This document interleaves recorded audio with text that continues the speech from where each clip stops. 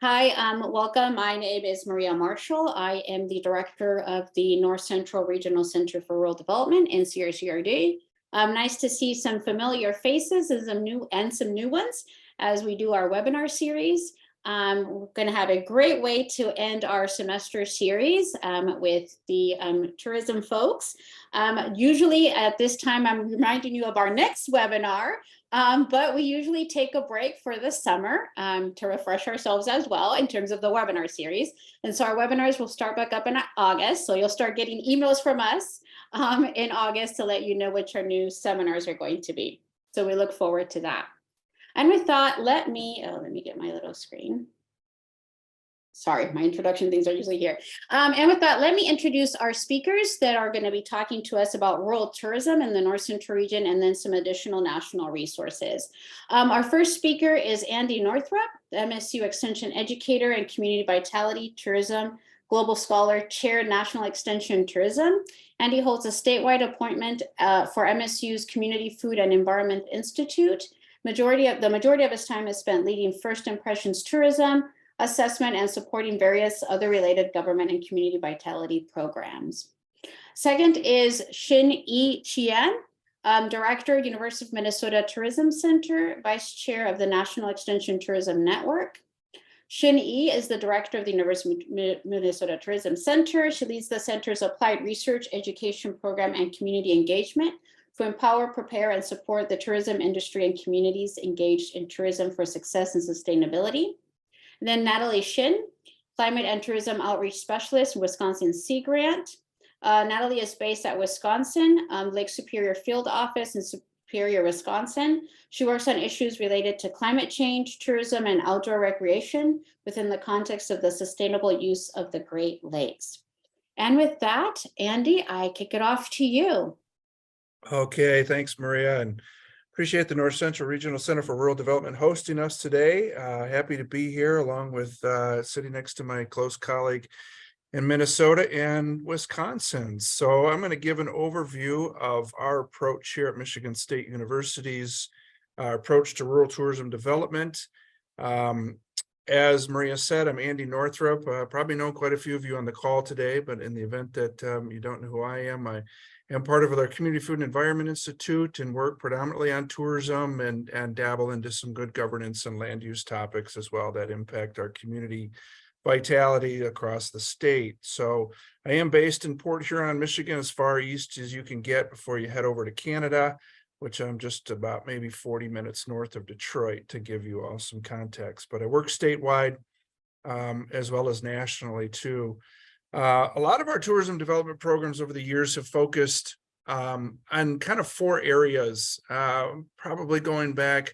I've been with MSU Extension 10 years. Right away, I saw an opportunity to round out and build out additional tourism development programs because we were seeing a lot of majority of our rural communities really struggling with revitalization due to economic collapse in 2008 and some of the challenges that came after that. And so our programs have focused essentially on increasing awareness of existing assets and opportunities. That's largely done through an outside visitor perspective. We bring education to the communities regarding best practices, trends, and changes, and also look to develop new leadership roles and opportunities, and of course, foster new collaborations among stakeholders to advance what I call community-driven tourism. That's a term that I've introduced to Michigan, and it's taken off quite well.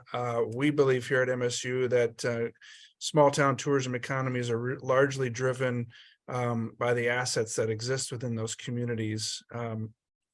So one of the programs I'm actually going to talk about today is something we're new this year. It's called the Rural Tourism Assessment. RTA is the acronym. And it's really a combination of tourism programs that we've been using here at Michigan State for the last, say 7 or 8 years in various shapes or forms.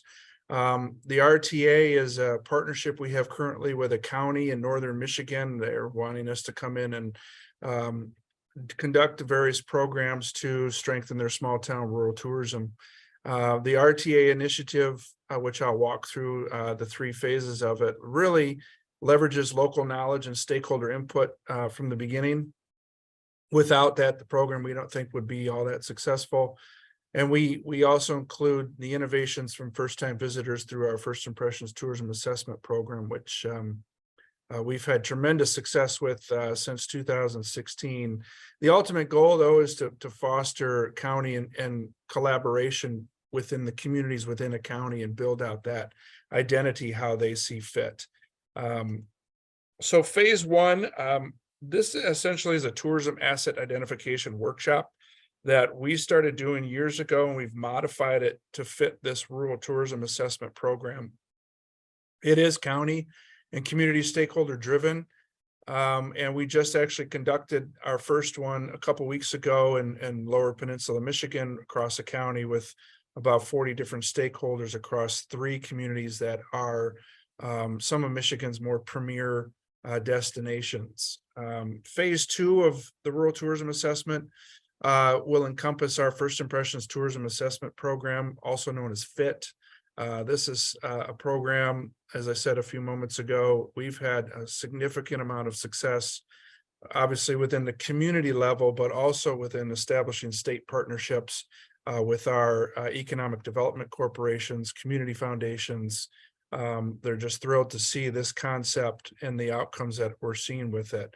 So under the rural tourism assessment umbrella, phase 2 of this includes a First Impressions tourism assessment of the county, probably one of the first in the country to undertake something of this magnitude. It's a big undertaking, as well as a couple different communities within that county. Phase 3, which is several months away, of course, would culminate in a county forum where results are shared, and then some strategic planning, as well as some education around sustainable tourism initiatives. So phase 1, the objectives of this essentially is to bring stakeholders across counties and communities into a collective identification process of their identified tourism assets from their perspective. It's an opportunity to pre-select and prioritize their tourism assets, and also an opportunity to collect additional stakeholder input for the purpose of generating a county collective vision based on the primary stakeholders' vision for how they want to leverage additional rural tourism development opportunities. So, like I said, about 3 weeks ago, we conducted phase 1 within a county, and part of that is to identify attractions, events, and businesses within that community, larger county, in the niche areas of nature-based tourism and outdoor recreation, historical cultural tourism, and then agritourism.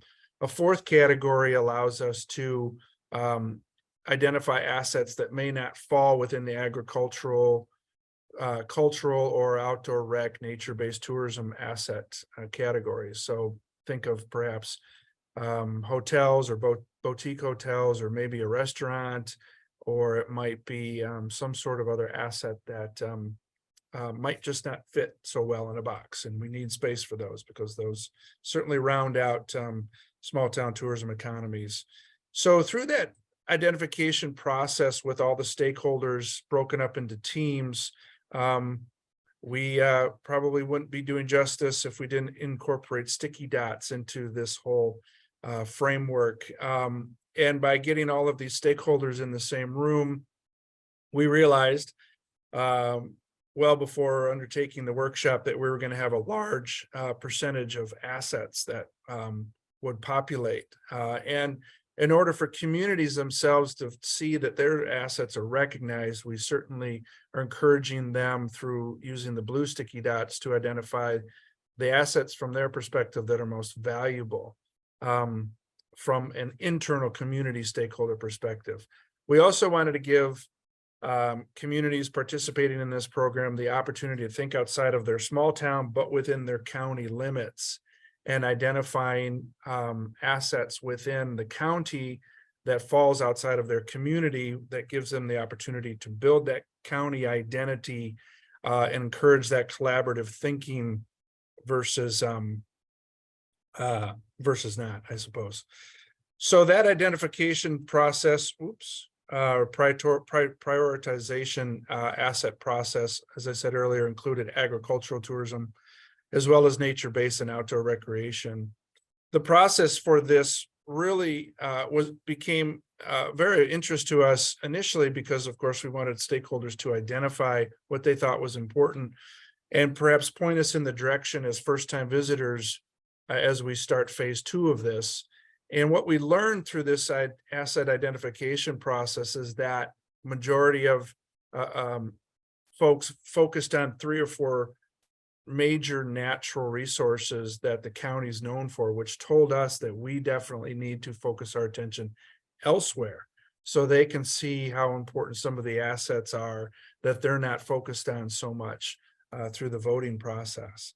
So the latter half of our phase 1 of this included a collective visioning exercise. Essentially the point of this is to encourage that county identity and collaboration across the small town tourism economies, which have traditionally sort of operated in their own space and haven't for probably several decades seen themselves as sort of a big picture destination versus their each individual communities.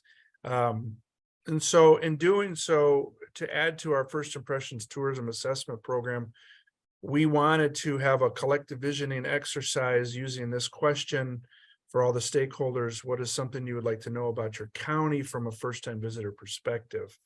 And this allowed us, again, to encourage that collective visioning and that big picture thinking, and perhaps form some new questions that we could target to first-time visitors into the county later this year.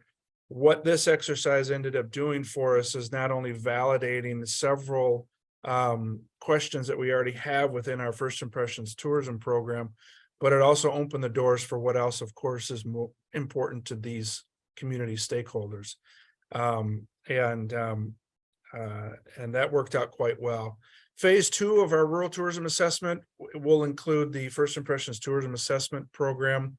Several of these will be conducted. So this program is something we've had a lot of success with over the last several years. It really opens the doors for first-time visitors to shed light on residents of various communities about their assets and opportunities, gives an opportunity for them to strengthen leadership and build some capacity, and also to develop a list of action items into the community. But essentially is designed to improve the quality of life for residents and then visitors as well. The FIT program itself has been a huge opportunity for communities to spawn additional local leadership. Just communities have hit the ground running. And it's done amazing education for communities and getting them to understand just how impressions of communities are formed. This slide here is taken from, borrowed from Made in America, which is a report from U.S. Travel Association from 2018, and it talks about the importance that firsthand experience plays in communities. And as you can see, internet research and social media, word of mouth obviously is quite significant in that process as well. So the FIT program that we employ really touches on this importance of this, and even at a micro community level. Some of our education within the FIT program is working with communities to get them to understand what we call a tourism shed, and focusing on primary, secondary, and tertiary assets. So a primary asset, getting the community to understand, would typically fall into their downtown if they have one. And then secondary assets would be on the periphery of that downtown, and understanding that a destination isn't just a downtown of a community, but it's also the periphery of around that core primary asset, and even taking it to a tertiary level, which typically those assets would fall into that third ring, are shared between communities across county lines, maybe across state lines. In Michigan, we have townships, another layer of government here, and oftentimes these assets fall within different township government lines. And it's getting communities to understand the bigger picture, that maybe their bike trails on the circumference of their downtown may be shared with the next community over, but promoting those and leveraging those collectively not only will strengthen one community, but typically will strengthen another. So there's additional resources on our website for that program. I won't belabor that too much. Phase 3 of our rural tourism assessment is the forum. That has yet to happen, but we envision it being quite more robust than what we've done in the past, not only through our First Impressions program, but combining that phase 1 stakeholder input that I talked about earlier. But essentially, the forum will be designed to draw parallels and distinctions between participating communities and the county marketing and identities, and then overall tourism development, and providing some strategic visioning and education around sustainable tourism development. Jury's still out on sort of the results of phase 3, but we're pretty confident that it'll be pretty influential on this particular county and counties that follow us afterwards. Part of that program and the forum, though, I want to highlight is something we've been doing for the last several years here. I should say I've kind of been doing on my own, is using a tourism life cycle model with some of Michigan's premier destinations and some of the communities that really don't make sort of the tourism regular footpath, if you will, and using this Butler model, which is also a tourism area life cycle model, came out in the late 70s, early 80s of a lot of tourism scholarship, is a nice conceptual way for emerging destinations as well as existing destinations to think through where they are on this model and where they want to go over time. As you can see, the XY axes are number of tourists versus over time, and over time there's various stages of development that allow communities to sort of think through some of the challenges that come with tourism and some of the benefits that come with it as well. We incorporate this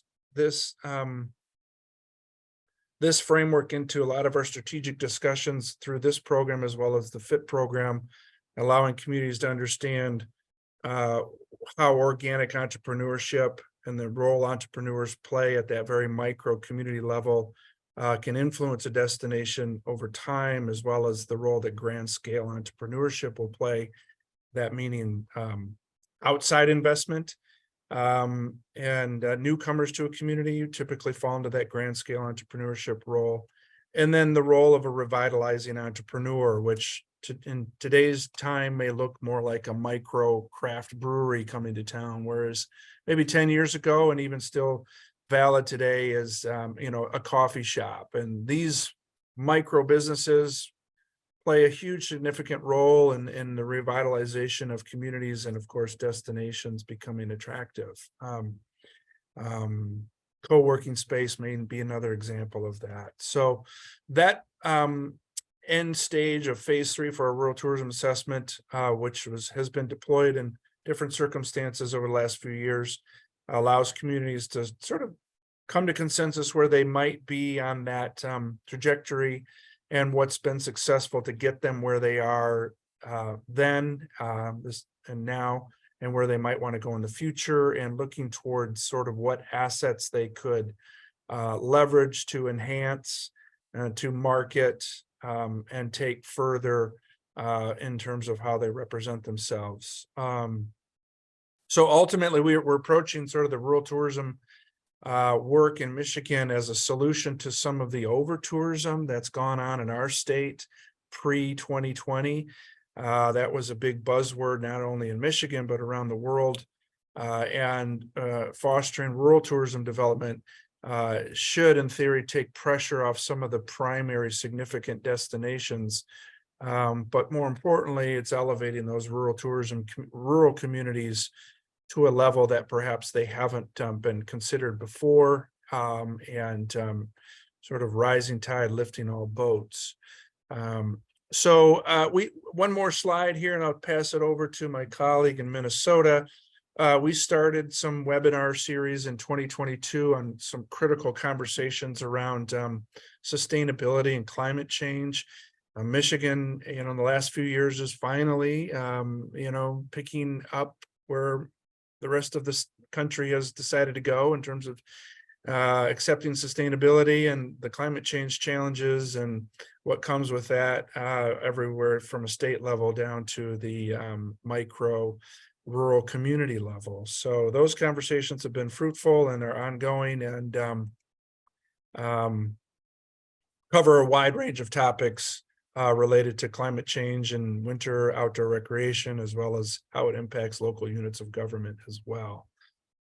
So my information is here, and you easily could find me. And more importantly, though, I want to highlight, and there'll be a little bit more information on our National Extension Tourism Network at the end of the webinar. But as mentioned earlier by Maria, and I chair the National Extension Tourism Design Team, along with Xinyi as our vice chair, and NET is a very active national network full of resources, including a recent publication funded in part by NIFA and our Extension Foundation friends on the net effect. So this is a great publication. I think 12 different land-grant universities and case studies that we're highlighting about various different efforts around sustainable tourism and outdoor recreation.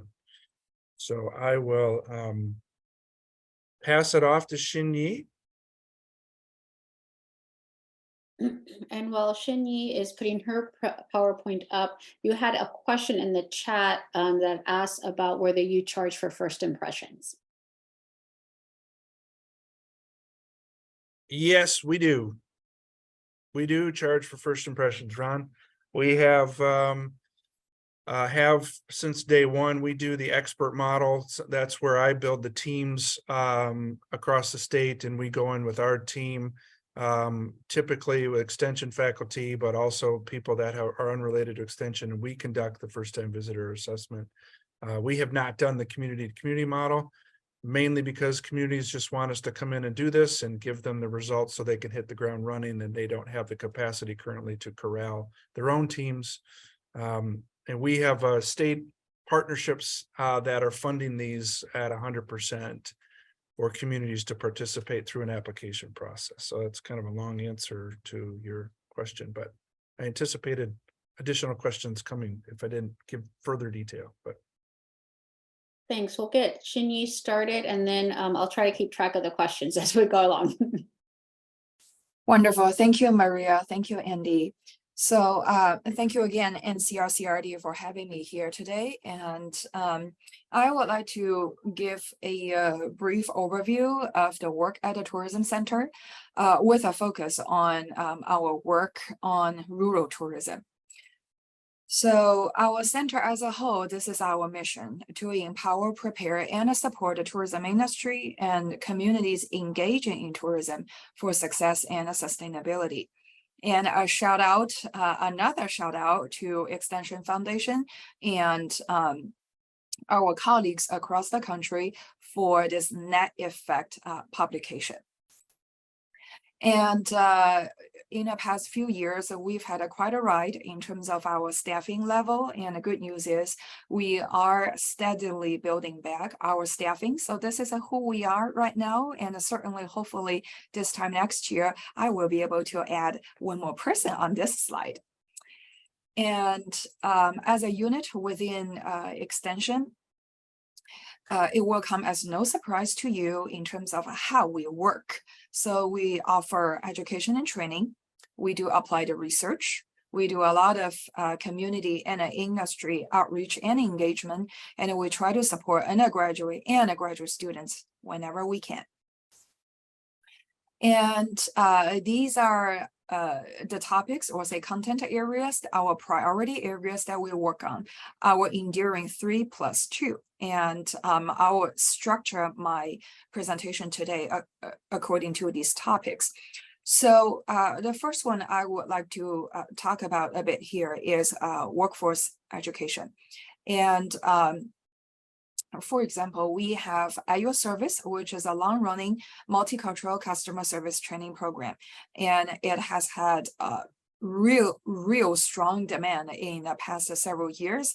And my educator, Didi Lemire, is actually in attendance at a webinar here today, and she will tell you how busy she has been doing this program. And a unique setup is that it both offers direct training, and then also we have a trainer model. So depending on the size and the nature of the organization, either one could be a good fit. And last year, Didi and our colleagues worked extensively with a casino and a hotel owned by a tribal nation in Minnesota to do the at your service training. And a casino obviously is located in a rural community and with a sizable staff. And so it really, it has been meaningful, not just to the business, but also to the frontline staff. And another longstanding program at the Tourism Center is Festival and Event Management online course. It was brought completely online 11 years ago. And since then, we've seen lots and lots of participants from rural communities. Oftentimes, they are half-time or even volunteer coordinators of community festivals and gatherings.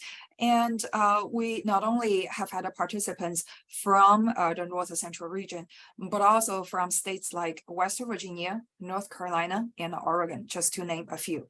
And so we are truly pleased that this online course has managed to serve not just the bigger ones, but also the smaller ones in rural communities.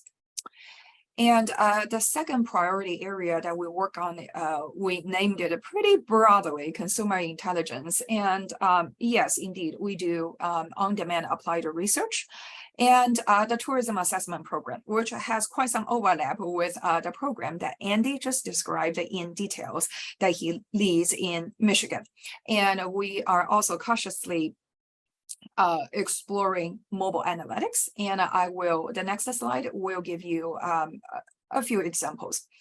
So, for example, last year we worked with colleagues on a brand new festival last year in a rural community in Greater Minnesota, and so it is a small scale applied research project, and we surveyed attendees, right, consumer intelligence, and so it provided direct insights and feedback to the festival organizers so that they can be better prepared to not just hold a festival again this year, but also factor into the longer term growth and sustainability of the festival. And the second example I would like to talk about is this Waseca Tourism Assessment Program. It was completed about a year ago. It is not just a rural community, but also a community with its unique challenges and opportunities. But what is really neat is the intersection between this more traditionally set up tourism assessment program with the usage of mobile analytics. And so it is the particular platform we used for this Waseca project is based on mobile devices, so your smartphones. And what we managed, I should say, what Didi, our educator, managed to do is using mobile analytics insights to bust a few myths that the locals have long held about the community as a tourism destination, from its local lake to its local campground. And it's truly fascinating to even for me to see, wow, some of the perceptions may not necessarily be spot on, and it takes a gentle education and nudge for the community to move beyond these long-held perceptions and be constructive and come together to sustainably develop its tourism. And the third example is the Brainerd Lakes area YMCA. And it started off as a classical economic impact analysis project. And we used mobile analytics to supplement or say augment the project without traditional surveying of users. We used mobile analytics to provide additional insights into not just users' demographic characteristics, but also the so-called travel route, right? To see how these entities and the businesses in town are interconnected with each other. So under the big umbrella of consumer intelligence, they are really, truly interconnected, the different types of work that we do. And the next topic area is outdoor recreation and natural resources. And just a few examples in terms of how we steadily building up or building back up this priority area within tourism centers portfolio. So again, our mighty educator, so in Minnesota, we have a resort organization called the Community of Minnesota Resorts. And the educator started off very early this year in engagement with the board retreat. And followed by a even bigger engagement, which is at the spring workshop to talk about environmental sustainability, particularly conservation behavior and natural resource management. And so it is a perfect intersection in terms of industry, right? A very concrete sector in terms of resorts and a priority area that the tourism center wants to work in. And as you can imagine, the resorts are located within rural, sometimes rather remote communities. And so it is a pivotal for us to serve this audience that are not the Marriotts or the Sheratons of the world. And another example is actually tomorrow, my specialist and I will participate in the St. Croix National Scenic Riverway Climate Scenario Planning Workshop. And the Riverway is very unique. It is not only one of the 8 original National Scenic Riverways in this country. It also meanders, it covers a lot of miles. And as you can imagine, it touches a lot of small rural communities that are not too far away from a major metropolitan area. So the delicate balance between conservation and recreational value in the context of changing climate, it will be fascinating to not just participate in a workshop, but also to do some real nice peer learning. And the next topic area is agritourism that Andy also already mentioned. And so this, I would say it is fascinating how statewide partners came together and not only stick with us, but also actively contributed to our statewide work group. And the work group don't just meet for meetings' sake. We really slowly but gradually move the needle. For example, we came together to create an agritourism fact sheet, which was followed by a dedicated webpage about agritourism on Tourism Center's website. And we are currently also working with a major nonprofit in Minnesota that also serves our neighboring states on a USDA-funded project. And a part of it is talking about assets. So one of Tourism Center's assets is the festival and event management online course, which I already talked about. And so what we did is to tailor this online course content with a focus on on-farm events, which is considered a part of agritourism.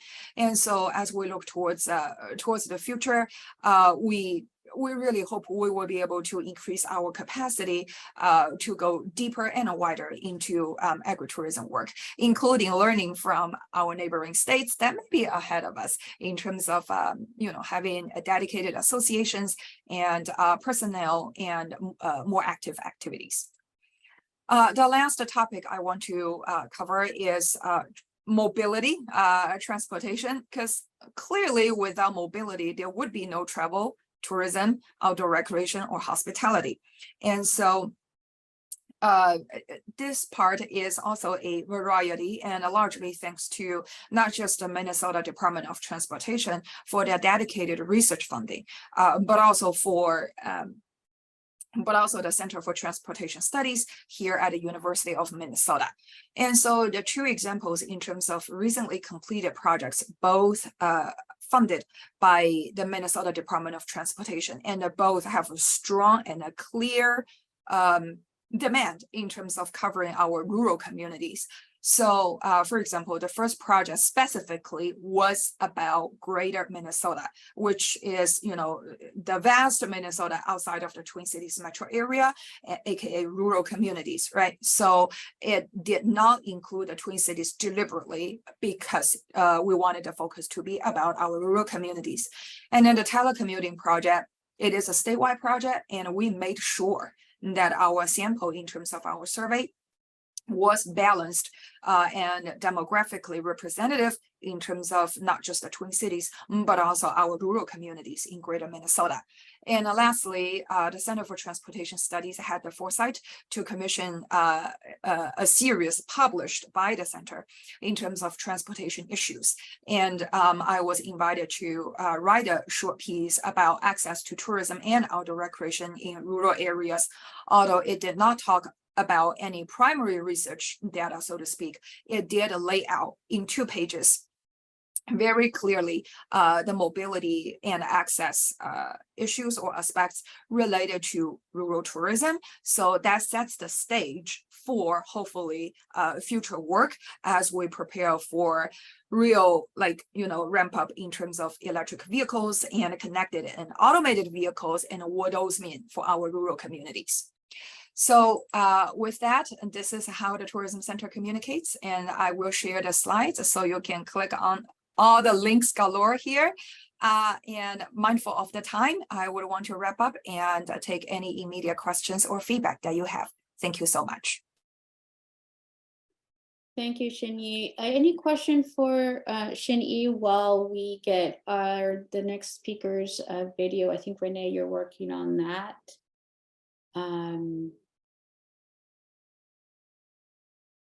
Otherwise, there was one question already and I think it's from Sandra. And I think what it says is if a community does have the capacity to shelter their teams, then it stops at then what? I'm assuming then what do you do, Andy, with them?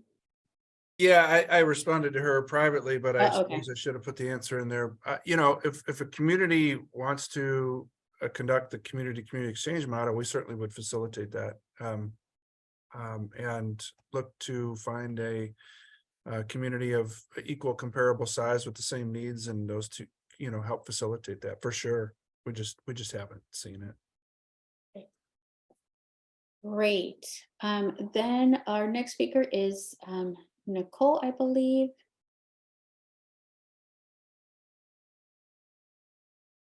So we're sharing a video from Natalie Qian, so I'll go ahead. Sorry.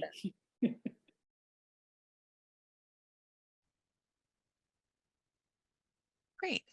First of all, I just want to say thank you to Renee and the NCRC RD team for organizing this webinar and inviting me to present today.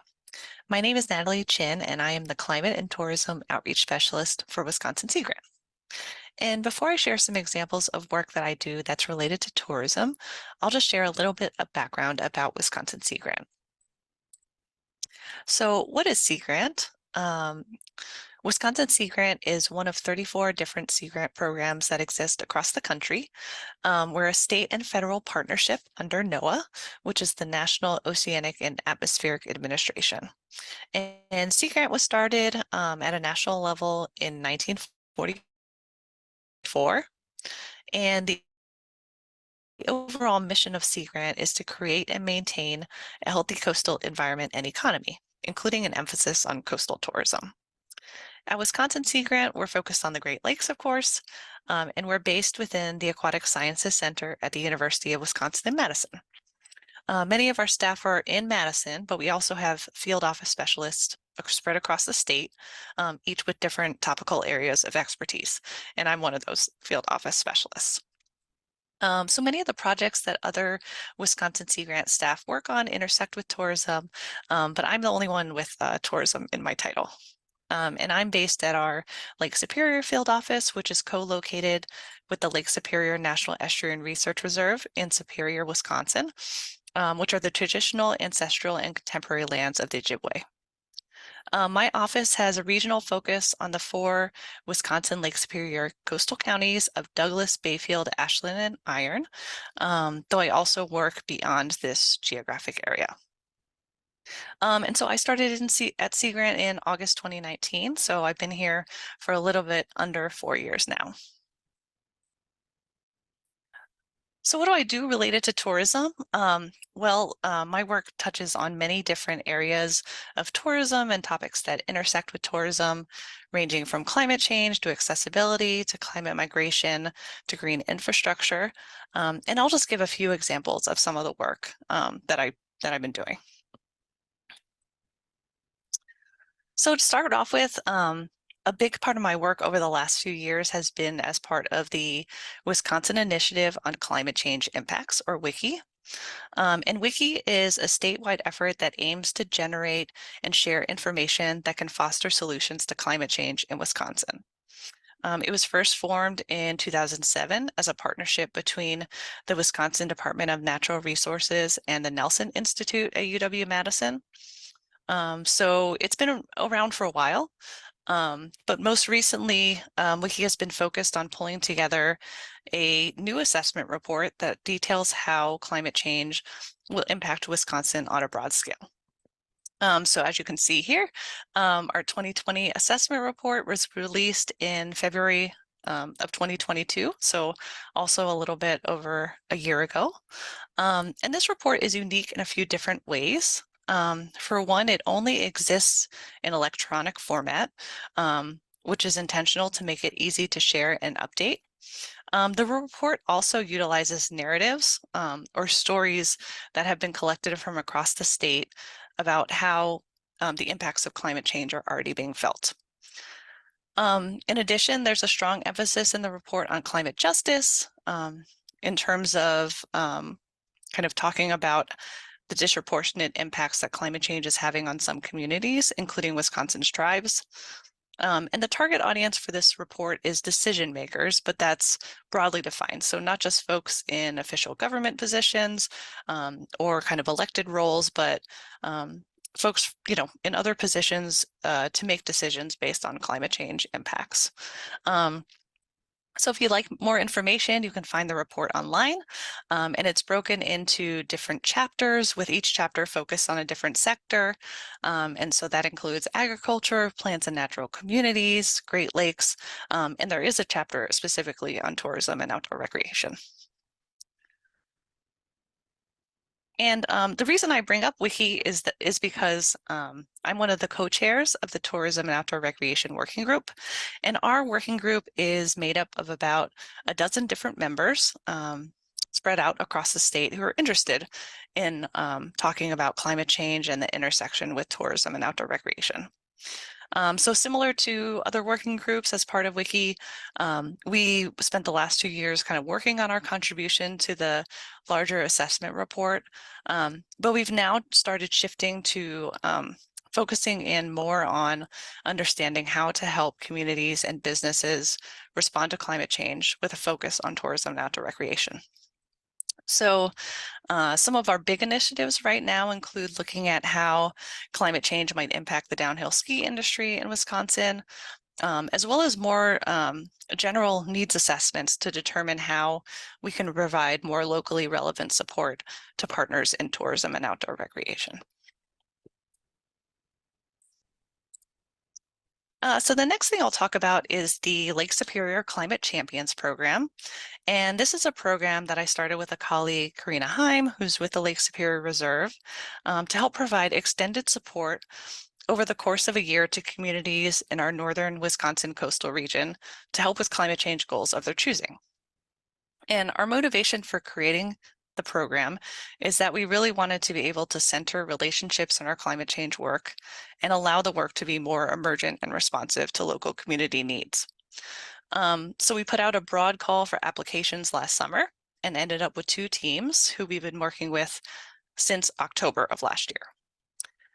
And while neither of the team's projects are directly focused on tourism, both of them have implications for tourism. So one of the teams that we're working with is working on a form to document road maintenance. And why is this important? Well, our region has been impacted by several major flooding events in recent years. In one case, a major storm event occurred in the peak of tourism season, which led to road closures and washouts and tourists getting stranded.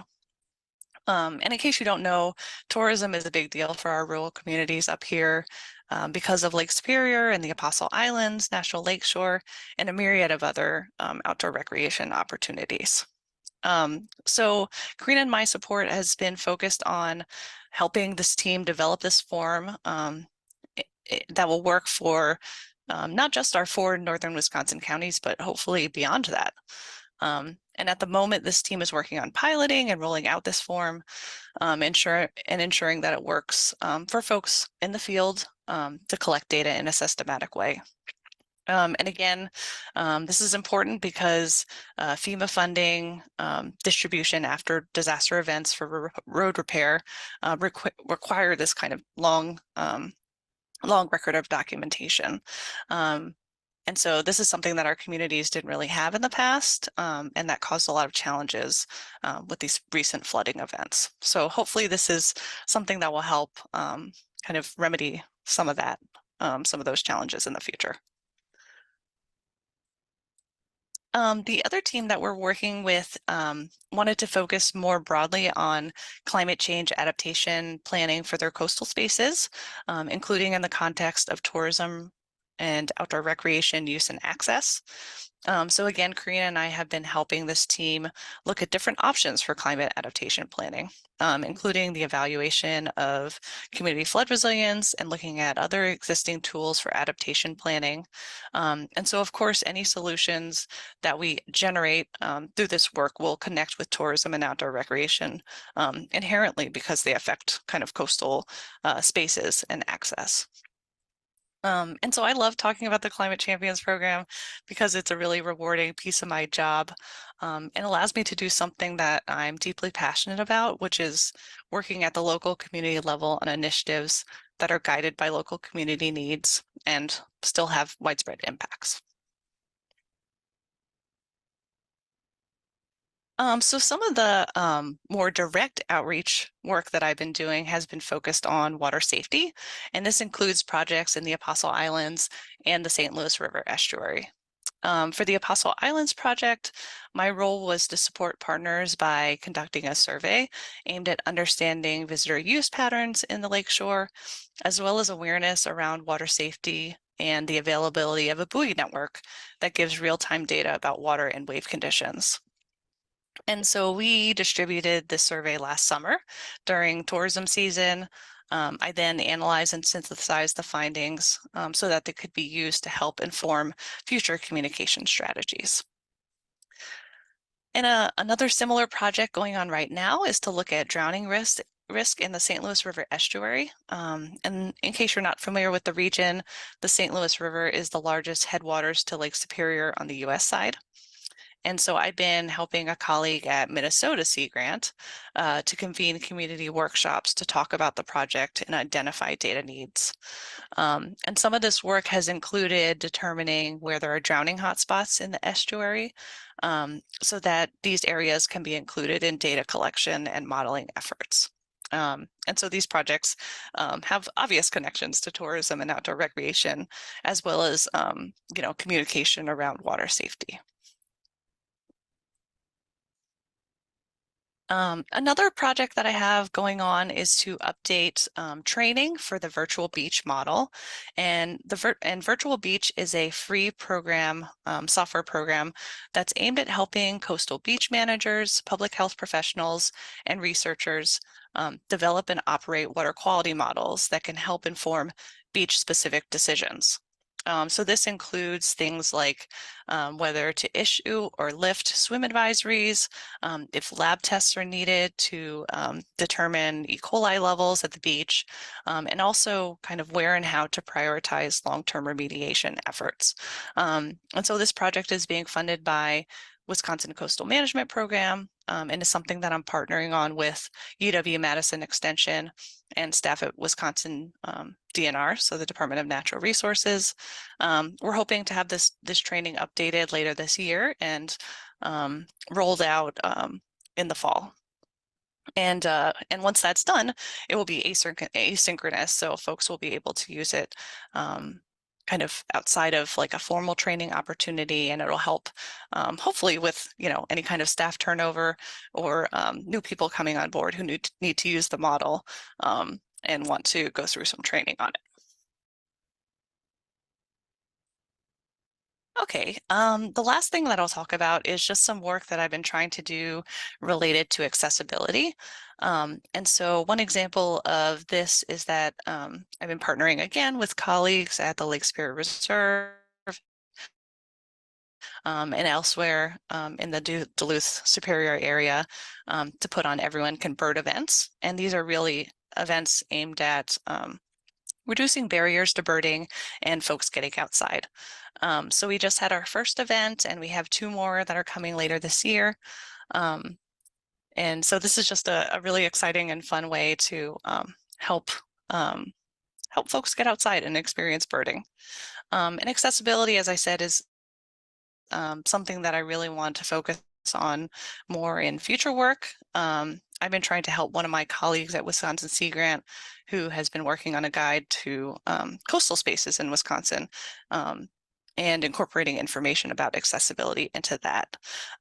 We've also been talking about accessibility with our wiki working group. So, I'm not sure at this moment how that work's going to evolve, but I could see it tying in with other interests that I have related to mental health and climate change and climate migration, but we'll see what happens. So stay tuned. Okay, so I just want to close by sharing one more thing. And in case you haven't noticed, my work does include a lot of collaboration and partnership with others. So I want to mention the upcoming National Extension Tourism Conference. And this conference takes place every year and is an excellent opportunity to connect with folks from around the country who are working on tourism and outdoor recreation issues, including in rural tourism. So Wisconsin Sea Grant / I am helping to host the conference this fall in Milwaukee, specifically in September, from September 24th to 27th. So plans for the conference are still shaping up, but I'm sure it will be a great event. Some of the highlights include mobile workshop opportunities that will cover everything from agritourism in Wisconsin to fisheries to restoration work that's been going on in around Milwaukee. We're also planning some panels about new USDA partnerships to support recreation economies and what implications that has for extension, as well as diversity, equity, accessibility, and inclusion. And of course, all of that will be rounded out by a lot of great presentations and network opportunities. So I hope you will mark your calendars and come to the conference. If you're interested in updates or more information, please visit the NET website to sign up for the listserv, and just stay tuned. More information will be coming. Yeah, so that concludes my presentation. Please don't hesitate to reach out if you have any questions or want to talk about ideas or, of course, potential collaboration opportunities. Thank you so much for your time today. Well, great. That was really interesting. We have a few minutes. So do I have any questions well, I'm sure I have questions, but does anybody have questions for Andy or Xinyi in the, I think, about 7 minutes we have left in the webinar? And it's a small enough group that, you can either raise your hand, put it in the chat, or unmute yourself.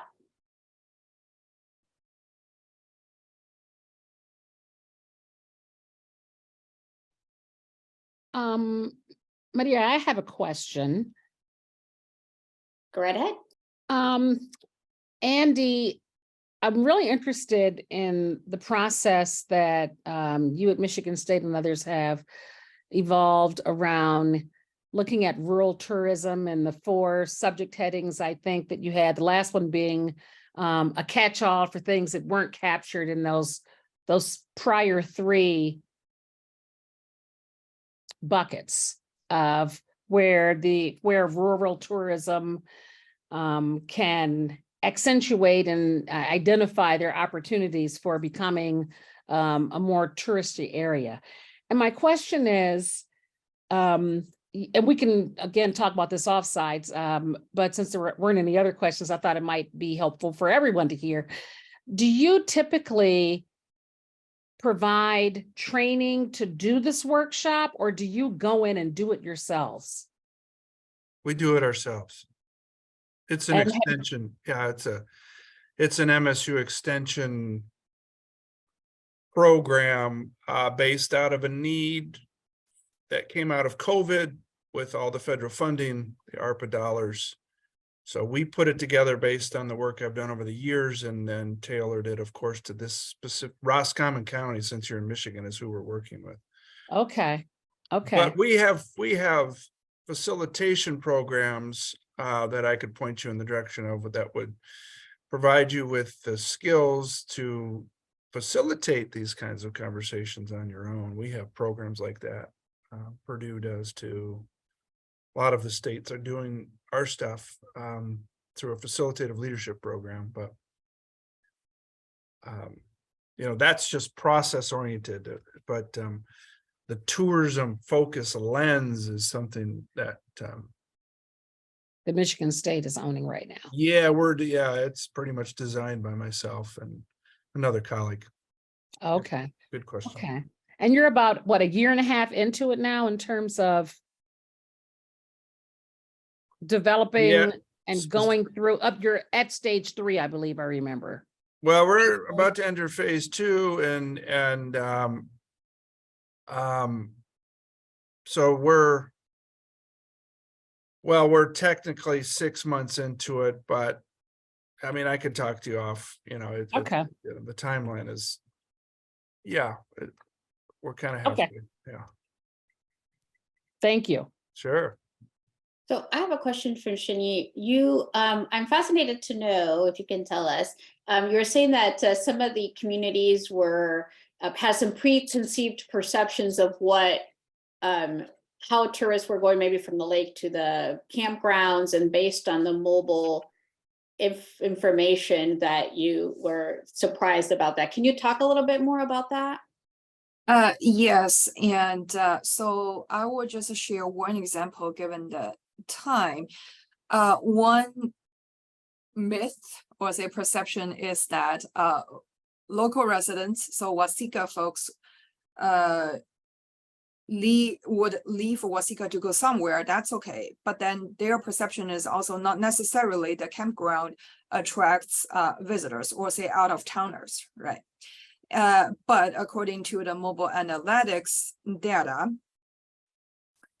well, the campground does attract visitors, and they do come from other towns, and typically the towns that Wasika thinks that they are losing tourism to. And so that's a pretty significant piece in terms of, you know, we need to reconsider and acknowledge perhaps the value of the campground, because it not only attracts the visitors, it attracts the visitors from those communities that you think you are losing tourism business to. And so that's a fascinating piece, and that's one good example to highlight here. Great, thank you. That's Yeah. actually very, very interesting. Are there any other questions? We have maybe 1 minute to ask and 1 minute to answer.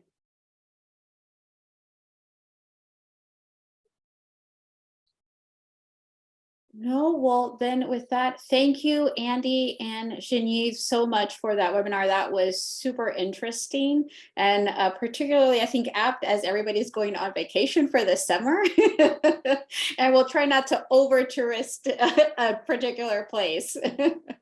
Again, thank you all so much for a super interesting webinar. It was really good.